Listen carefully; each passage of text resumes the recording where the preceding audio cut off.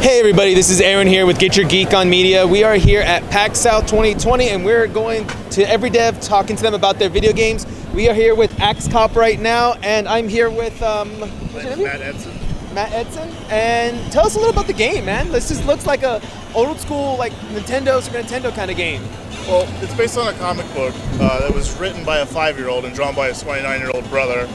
And it kind of captures a lot of the little brother's childhood in terms of how silly it is, because it kind of takes the heart of what playtime meant to a 5-year-old, but it takes the seriousness of like a veteran comic book artist. So we wanted to incorporate our own childhood into this experience. So that's why the game looks like games that we grew up with. Like you play the game today on an NES controller, it feels just like you did when you were a kid, and it was really important for us to bring that to the game.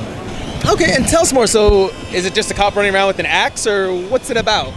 Well, one day at the scene of a fire, the cop found a fireman axe, and then he became Axe Cop. And that's like literally what it is in the comic book. So it's pretty silly, but that's really what it is. Okay, that sounds interesting.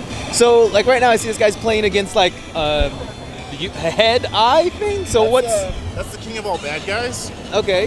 In the context of the whole game, this is the beginning of the very 5th mission, and in this mission, Axe Cop learns that all of the good guys have been kidnapped by the king of all bad guys, and they're all actually being held hostage inside of his stomach.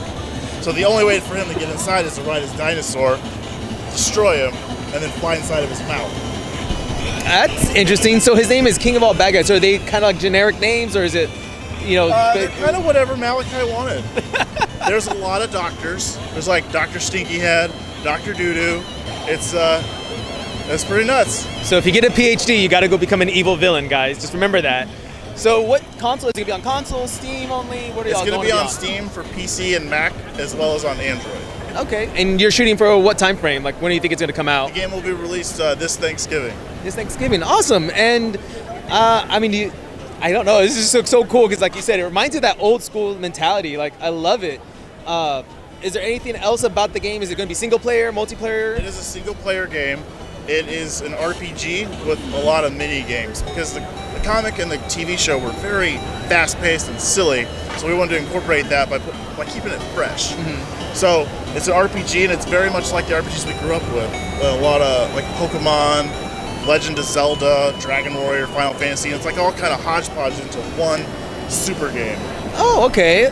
And so, you say it's, created by a 5-year-old kind of thing, and his 29-year-old brother drew it. So how long is this game? Is it going to be like a couple hours? Are we looking at a full game length roughly? There's going to be 8 total missions. Each mission is going to be about 2 hours. So there's going to be like 16 main story hours.